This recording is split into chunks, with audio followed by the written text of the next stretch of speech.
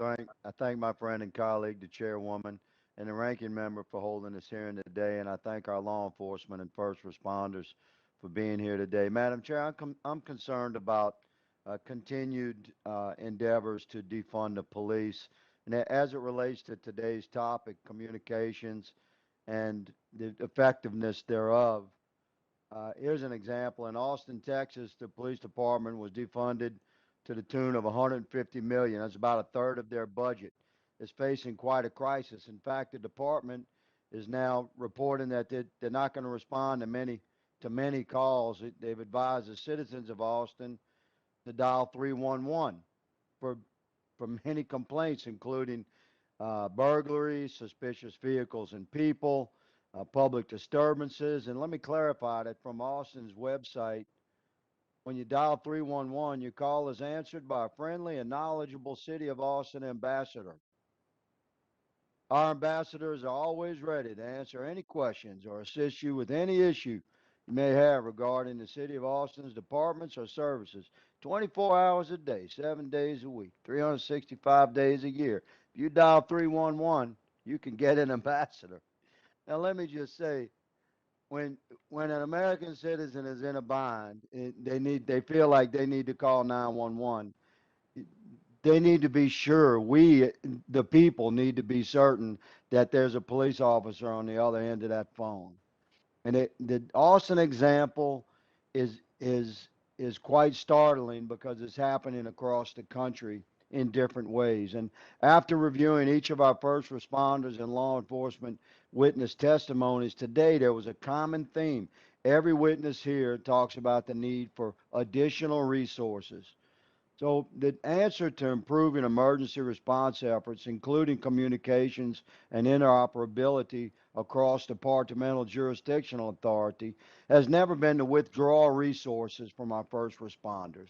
And as a former cop, I can assure the country that defunding the police is the greatest threat to our nation's ability to respond to emergencies. Sheriff DeLoach, I'm going to ask you a question, and I'm going to call you Sheriff Gator Deloach because that's the coolest name that has come through this committee in quite some time. According to a post-Katrina FCC report, more than 1,000 cell sites were knocked out, preventing millions of calls from going through.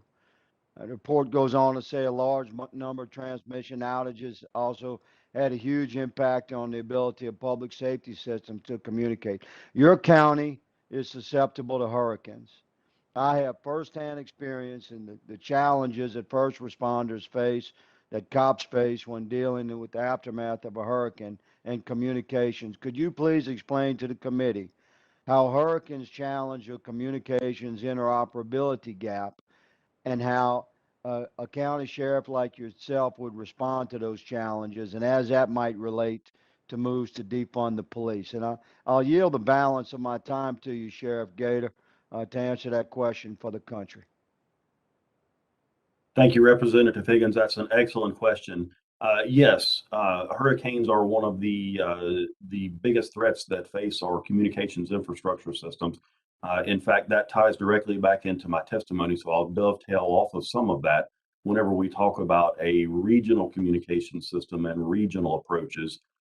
We are actually in the process of negotiating with St. Johns County, which is our sister county to the east, to potentially develop a regional communication center, which would allow coastal counties like St. John's to tie into our system, or rather us to tie into their system, to build additional redundancies and fail safes in the event that we have some type of a catastrophic failure, which would allow both entities to continue to operate independent of one another while still depending on the same core or the same common system, if that makes sense.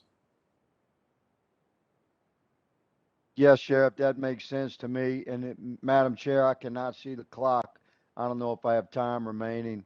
You have If 25 seconds left. thank you, Madam Chair, for the clarification. Sheriff, could you continue to and comment, just talk to America about the challenge that, 'cause there's some legitimate argument, you understand, and it's okay for Americans to have this debate. But would you just honestly respond from your perspective to the attempt to defund police across the country. The You know, gentleman's time fortunately, has expired, but the witness may answer the question. thank you, Madam Chair. So fortunately, living in rural Northeast Florida, we don't even have those discussions here. Law enforcement is almost unilaterally respected by our citizens, and we're very grateful for that.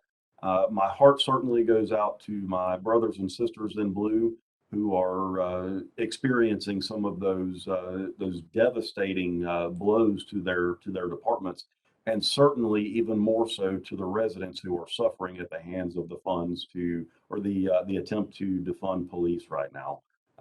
It's un-American in my opinion, and shouldn't be tolerated.